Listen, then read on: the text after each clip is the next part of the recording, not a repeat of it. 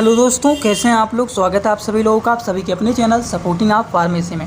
दोस्तों, आज का ये वीडियो आप सभी लोगों के लिए बहुत ही महत्वपूर्ण होने वाला है, क्योंकि आज की इस वीडियो में आप लोगों को बताने वाला हूं कि अगर मान लीजिए किसी के किडनी में सूजन हो जाता है, तो ये किडनी में सूजन हो जाता है तो कैसे होता है, किडनी में सूजन होने का कारण क्या होता है और इसको ठीक करने के लिए कौन कौन सी दवाइयाँ दिया जाता है, इसका पूरा का पूरा इलाज क्या होता है, वो सारी की सारी बात आप लोगों को एक ही वीडियो में पूरा डिटेल बताने वाला हूँ। तो दोस्तों, आज का ये वीडियो बहुत ही महत्वपूर्ण होने वाला है आप सभी लोगों के लिए। अगर आप मेडिकल के छात्र हैं, प्रैक्टिस करने वाले छात्र हैं, तो आप सभी लोग कोशिश करना कि एक बार इस वीडियो को पूरा जरूर देख लेना, जिससे सारी की सारी जानकारी आप लोगों को एकदम अच्छे से हो जाए। तो चलिए दोस्तों, वीडियो को शुरू करते हैं बिना देर के।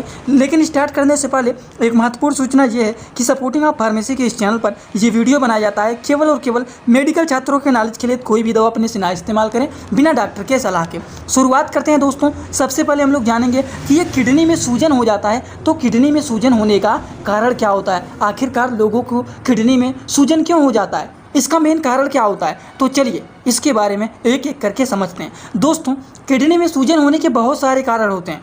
जिन लोगों के किडनी में स्टोन हो गया है, मतलब किडनी में पत्थरी हो गया है, या फिर ब्लड क्लॉट हो गया है, या फिर यूरिन में इन्फेक्शन हो गया है, पेशाब में इन्फेक्शन हो गया है, या फिर प्रोस्टेट का जो साइज है वो इनलार्ज हो गया है, बड़ा हो गया है, या फिर मान लीजिए यूरेटर में ट्यूमर हो गया है, या फिर यूरेटर का जो साइज है वो पतला हो गया है, नैरो हो गया है, तो इस तरह के पेशेंट में देखा जाता है कि इनके किडनी में सूजन हो जाता है।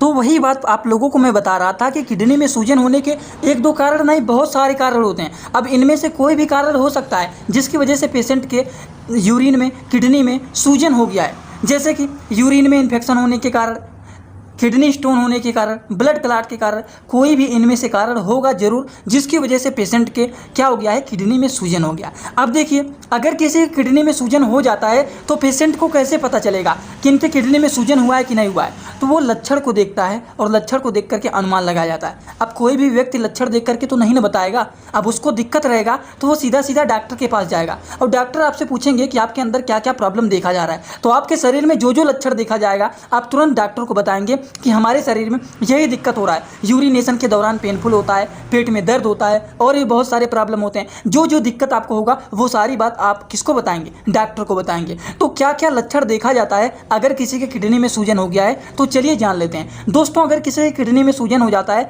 तो उस तरह के लोगों में देखा जाता है कि उनके यूरिनेशन के दौरान पेशाब करते समय बहुत ज़्यादा दर्द देखा जाएगा, एब्डोमिनल पेन देखा जाएगा, पेट में दर्द देखा जाएगा। जो ब्लैडर होता है, जो पेशाब की थैली होता है, वो पूरी तरह से खाली नहीं होगा। ब्लैडर नॉट एम्प्टी, जो ब्लैडर होता है, पेशाब की थैली होता है, वो पूरी तरह से खाली नहीं होगा। जी मचलाना, उल्टी होना, यही सारे के सारे लक्षण देखे जाते हैं अगर किसी के किडनी में क्या हो गया है दोस्तों, सूजन हो गया है, तो यही सारे लक्षण देखे जाते हैं।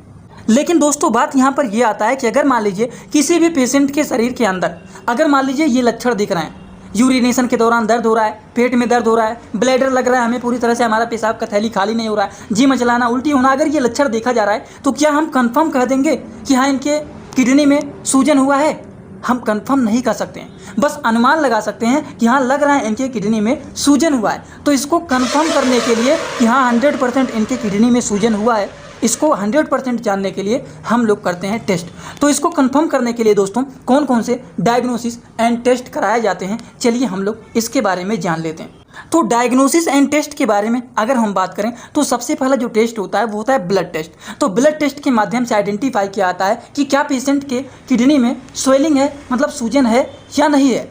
तो ये ब्लड टेस्ट के माध्यम से भी आइडेंटिफाई किया जा सकता है, या फिर कुछ और भी टेस्ट होते हैं जिसके माध्यम से आइडेंटिफाई किया जाता है, जैसे कि अल्ट्रासाउंड। अल्ट्रासाउंड के माध्यम से भी इसको आइडेंटिफाई किया जा सकता है कि क्या पेशेंट को किडनी में सूजन है या फिर नहीं है। तो इसको आइडेंटिफाई किया जा सकता है अल्ट्रासाउंड के भी माध्यम से।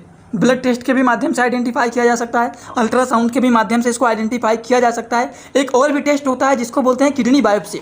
तो किडनी बायोप्सी के माध्यम से भी इसको आइडेंटिफाई किया जाता है। इसको डायरेक्ट पता लगाया जा सकता है कि क्या किडनी में सूजन है या फिर नहीं है। किडनी बायोप्सी टेस्ट के भी माध्यम से आइडेंटिफाई किया जा सकता है। तो अभी तक आप लोगों को मैंने 3 टेस्ट के बारे में बताएं। सबसे पहला टेस्ट बताएं ब्लड टेस्ट के माध्यम से भी आइडेंटिफाई कर सकते हैं। उसके बाद दूसरा बताएं अल्ट्रासाउंड के भी माध्यम से आइडेंटिफाई कर सकते हैं। उसके बाद तीसरा आपको बताएं हैं कि किडनी का बायोप्सी के भी माध्यम से इसको आइडेंटिफाई आप कर सकते हैं। तो इनमें से कोई भी टेस्ट करा सकते हैं जिसके माध्यम से आइडेंटिफाई किया जा सकता है कि पेशेंट के किडनी में सूजन है या फिर नहीं है।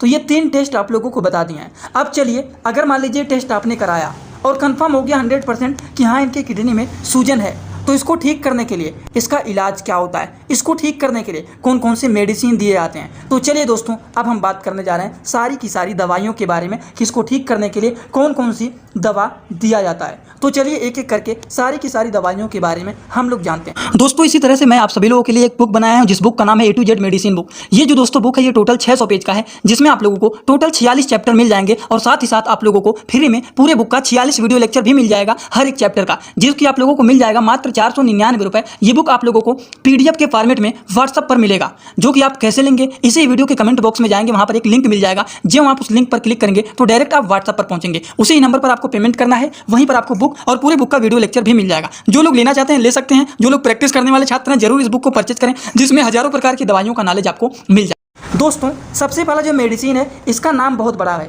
लेकिन इसको तोड़ करके पढ़ेंगे तो आसानी होगा पढ़ने में, जैसे कि फिनॉक्सी मेथिल पेनिसिलिन। तो इसका जो पूरा नाम है वो है फिनॉक्सी मेथिल पेनिसिलिन टैबलेट। ये जो मेडिसिन है दोस्तों यहाँ पर देखिए कुछ अलग नहीं लिखा गया है, फिनॉक्सी मेथिल पेनिसिलिन। तो फिनॉक्सी मेथिल पेनिसिलिन टैबलेट जो होता है ये 250 mg का मेडिसिन होता है।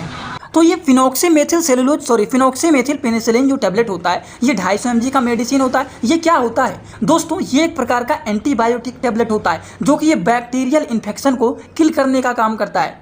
समझ गए आप लोग। तो ये बातें हो गई सबसे पहले मेडिसिन के बारे में, जो कि अगर किसी किडनी में सूजन है तो उस केसेस में एंटीबायोटिक मेडिसिन में फिनॉक्सी मेथिल पेनिसिलिन टैबलेट का इस्तेमाल किया जाता है। वहीं पर बात करें अगले मेडिसिन के बारे में, तो अगला जो मेडिसिन है वो है फ्यूरोसमाइड टैबलेट। अब फ्यूरोसमाइड टैबलेट जो होता है एक प्रकार का डायरेटिक्स मेडिसिन होता है। इनका काम क्या होता है, इनका काम होता है कि अगर मान लीजिए किसी का ब्लैडर सही से नहीं खाली हो रहा है, किसी के यूरिनरी इन्फेक्शन हो गया है, पेशाब के रास्ते में यूरिन में इन्फेक्शन हो गया है, तो इसको ये ठीक करने का काम करता है फ्यूरोसमाइड टैबलेट। इसका काम क्या होता है, ये एक ऐसा मेडिसिन होता है जो कि यूरिन के अमाउंट को बढ़ाने का काम करता है। और अगर मान लीजिए किसी को ब्लड प्रेशर का प्रॉब्लम है तो उस केसेस में भी फ्यूरोसमाइड टैबलेट का इस्तेमाल किया जाता है, जिससे सारा का सारा यूरिन बाहर निकल जाता है और जिसके रास्ते से सारा का सारा साल्ट भी बाहर निकल जाता है, और इससे हमारा जो ब्लड प्रेशर होता है वो नॉर्मल हो जाता है। समझ गए आप लोग। लेकिन एक बात का ध्यान रखना, अगर मान लीजिए किसी को हाइपरकैलेमिया है, मतलब ब्लड में पोटेशियम का लेवल बढ़ा हुआ है, तो उस तरह के पेशेंट को कभी भी ये दवा नहीं दिया जाता है जिनके शरीर में, जिनके ब्लड में पोटेशियम का लेवल बढ़ा हुआ है, जिसको हाइपरकैलेमिया बोला जाता है। तो दोस्तों इस तरह के पेशेंट को कभी भी लेसिक्स मतलब फ्यूरोसमाइड टैबलेट को नहीं दिया जाता है। इसका इस्तेमाल किया जाता है अगर किसी का ब्लड प्रेशर बढ़ा हुआ है, यूरिन में इन्फेक्शन है, या फिर ब्लैडर खाली नहीं हो रहा है, तो यूरिन के अमाउंट को बढ़ा करके और सारा का सारा यूरिन बाहर निकालने का ये काम करता है फ्यूरोसमाइड टैबलेट, जो कि ये लेसिक्स के नाम से मेडिसिन फेमस होता है। तो आप लोगों को एक बात तो समझ में आ गया होगा कि फ्यूरोसमाइड टैबलेट का क्या काम होता है। अगर मान लीजिए किसी किडनी में सूजन है, तो किडनी में सूजन होने का कारण मैं आप लोगों को इसीलिए पहले ही बता दिया हूँ कि किडनी में अगर सूजन है तो किडनी में सूजन होने का एक कारण तो होता है यूरिन इन्फेक्शन के कारण हो सकता है, या फिर ब्लैडर खाली नहीं हो रहा है सही से। तो इसका काम क्या करता है, यही मेडिसिन करता है उसको ठीक करने का काम। ठीक, तो इसीलिए कारण पहले बता देता हूँ जिससे आप लोगों को ये सारी जानकारी अच्छे से हो जाए। चलिए दोस्तों बात कर लेते हैं अगले मेडिसिन के बारे में। अगला जो मेडिसिन है दोस्तों वो है डेस्लोराटिडिन। अब देखिए ये क्या मेडिसिन है, डेस्लोराटिडिन टैबलेट जो है ये एक ऐसा मेडिसिन होता है जो कि इसका इस्तेमाल किया जाता है ईचिंग को ठीक करने के लिए। अगर मान लीजिए खुजली हो रहा है तो उस केसेस में डेस्लोराटिडिन का इस्तेमाल किया जाता है, जो कि ये न्यूकोप के नाम से फेमस होता है मेडिसिन। अगर हम बात करें इसका डोज क्या होता है, तो एक टैबलेट इस्तेमाल किया जाता है, वो भी रात में खाना खाने के बाद और सोने से पहले इस टैबलेट का इस्तेमाल किया जाता है, एक टैबलेट का। और फ्यूरोसमाइड टैबलेट का डोज आपको बताया हूँ कि नहीं, अगर आप लोगों को नहीं बताया हूँ तो जान लीजिए, इसका इस्तेमाल एक टैबलेट दिन भर में 2 बार किया जाता है, वो भी खाना खाने के बाद इसका इस्तेमाल किया जाता है फ्यूरोसमाइड टैबलेट का। समझ गए आप लोग। इसी तरह से डेस्लोराटिडिन के बारे में बता दिया हूँ, इसको रात में खाया जाता है खाना खाने के बाद एक टैबलेट, जो कि ईचिंग को ये ठीक करने का काम करता है। शरीर में खुजली उजली हो रहा है तो उसको ये ठीक करने का काम करता है, जो कि मैनकाइंड कंपनी के द्वारा ये मेडिसिन। इसी तरह से दोस्तों हम बात करते हैं अगले मेडिसिन के बारे में।